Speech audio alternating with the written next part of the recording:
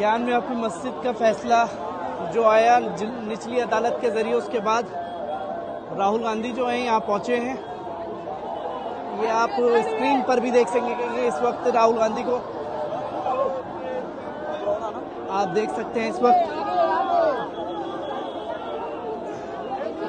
देख सकते हैं यहाँ पर यहाँ की पौधों को देख सकते हैं। इस वक्त यहाँ पर समर्थकों से हाथ मिलाने का सिलसिला जो है वो लगातार जारी है। इस देश की मैं आपको शक्ति बताना चाहता हूं। जैसे अभी मैं यहां आया,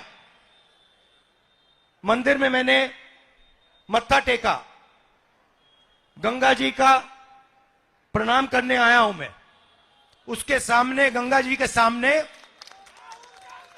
मैं यहां अहंकार से नहीं आया हूं।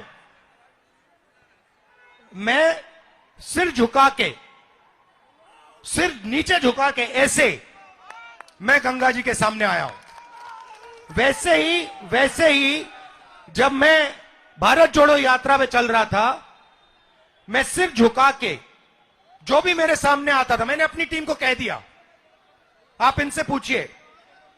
भारत जोड़ो यात्रा से पहले इन्होंने मुझे पूछा, राहुल जी हमें करना क्या है।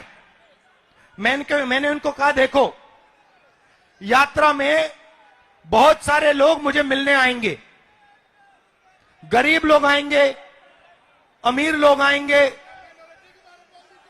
सब के सब लोग आएंगे, सब बोलेंगे। जो भी आएगा उसे ऐसा लगना चाहिए कि मैं अपने घर आया हूं, अपने भाई से मिलने आया हूं, और प्यार से उसको अंदर उसकी मुलाकात होनी चाहिए और प्यार से वो बाहर जाए।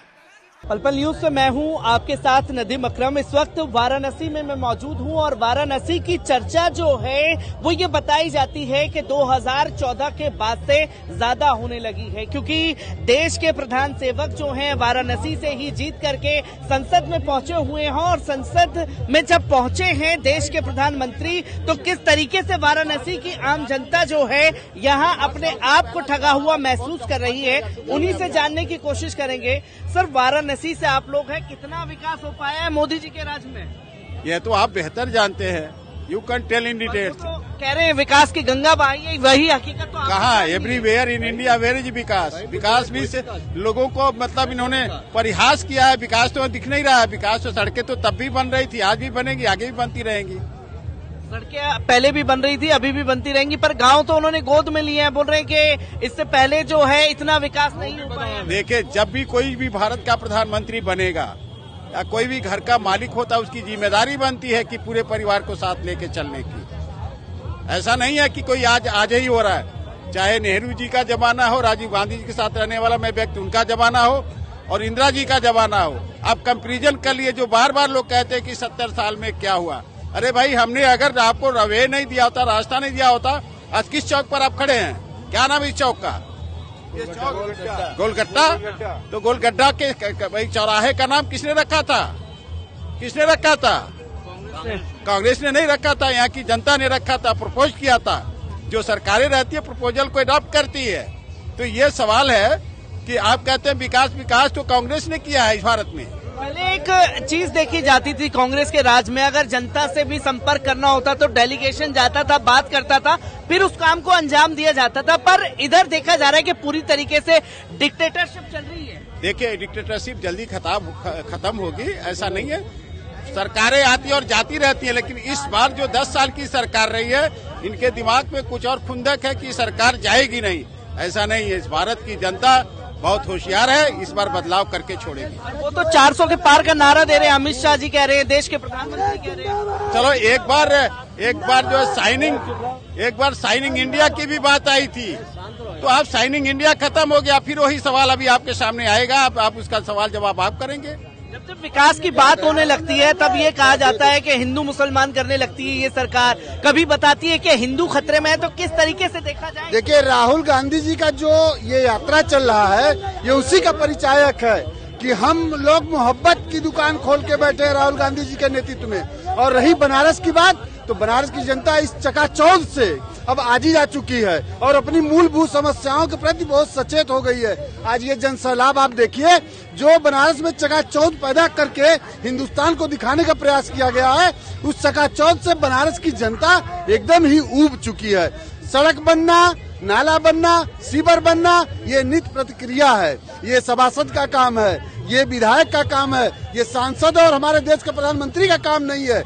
हमारे देश के प्रधानमंत्री का काम ये है कि कल कारखाने कितने लगे, कितने नौजवानों को रोजगार मिला, बेरोजगारी कितनी खत्म हुई, किसान को हमारे एमएसपी कितनी मिली, ये प्रधानमंत्री का काम है। प्रधानमंत्री का काम सड़क का और नाला का उद्घाटन करना नहीं है और बनारस की जनता इन सारी चीजों को बखूबी समझ चुकी है। जब आम जनता से बात की जाती है, आम जनता की बात की जाती है, तब ये कहा जाता है कि भाई मोदी जी को इतनी गालियां जो हैं कांग्रेस के लोग देने की बात करते हैं। आप रोजगार मांगते हैं तो वो एक किताब निकालते हैं, बोलते हैं इतनी गाली दी जा रही है। कांग्रेस का ये संस्कार नहीं है कि मोदी को गाली दे। बिल्कुल बिल्कुल, मोदी गाली के पात्र हैं तो जनता दे रही होगी। और आपने कहा विकास के लिए, तो उन्होंने जो विकास किया है, जयापुर को सबसे पहले बनारस में उन्होंने गोद लिया था। आज भी जयापुर के बच्चे जखनी में पढ़ते हैं। जखनी में 1971 में कांग्रेस ने पक्की सड़क बनवा दी। जयापुर का सारा विकास जखनी में दिखाई दे रहा है। कांग्रेस का सबसे पहला ट्यूबवेल जखनी में लगा, ये कांग्रेस ने लगवाया था, यूपी का पहला ट्यूबवेल था। तो आज भी मोदी के द्वारा जो गोद लिए गए गांव हैं, उनके बच्चे, वहां का विकास सब कांग्रेस के द्वारा विकसित गांवों में देखा जा रहा है। जो कभी गए नहीं नरेंद्र मोदी जी, उसके बाद कभी उस गांव में नहीं गए। और आपने पहला प्रश्न पूछा विकास और विनाश, दोनों की शुरुआत वह से होती है। तो मोदी जी विकास की तरफ नहीं लेके जाते हैं, मोदी जी विनाश की तरफ से लेकर के जाते हैं।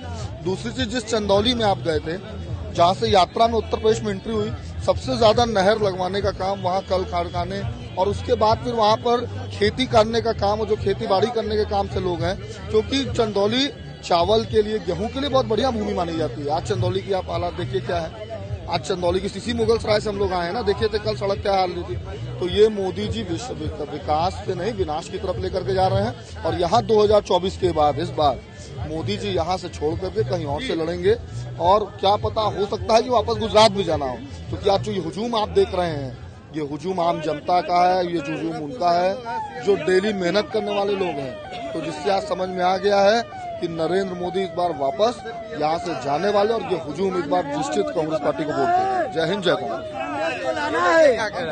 कांग्रेस आ रही है, कांग्रेस का छवि इतना अच्छा है। बताइए, आपका अयोध्या में राम समारोह हुआ, प्राण प्रतिष्ठा मर्यादा में आपने अंबानी को देखा, ठीक है, अडानी को देखा, ऐश्वर्या को देखा, अमिताभ को देखा, किसी गरीब को देखा क्या वहाँ? नहीं। मोदी जी है ना फकीर आदमी, बताइए। जो भरी जवानी में अपनी औरत छोड़ दिया, वो भड़ुआ देश चलाएगा। वो तो बोल रहे हैं सबसे बड़े गरीब तो अभी देश के प्रधानमंत्री हैं, और आप गाली बोलता है चाय बेच के प्रधानमंत्री बने हैं, बाकी लोग प्लेटिनम, डायमंड, गोल्ड बेच रहे थे, वो चूतिया हैं। क्या कहना चाहेंगे? गोरखपुर से आप पहुंचे हुए हैं यहाँ पर। हम गोरखपुर से आए हैं। जैसा कि आज पूरे देश में जुमलों की बौछार चल रही है। हम गोरखपुर से हैं, सीएम सिटी से आते हैं। जो NH-29 सड़क जो है, NH-29 सड़क जो है 2007 वर्षों से 7 वर्षों से निर्माण कार्य चल रहा है। अभी कोई सर्विस लेन कंप्लीट नहीं हुआ है। यही हमारे सीएम और पीएम का विकास का जो डंका बजता है पूरे देश में, वो है। और रही बात धर्म की, बीजेपी में मत जोड़िएगा। कमल जो है कीचड़ में दलदल हो गया है, कमल नहीं खिलेगा, कमल में दीमक लग गए हैं, समझ गए कि नहीं? बोल रहे विकास कर रहा है यहाँ पर, विकास कर रहा है, हाँ कर रहा है। अंबानी का विकास कर रहा है, अडानी का कर रहा है, समझ रहे हैं? अमित शाह, ये लोग जितने हैं सब अपने विकास कर रहे हैं। आप बहुत नाराज लग रहे हैं आखिरकार मोदी जी से। नाराज? हमारे गाँव का विकास नहीं हुआ।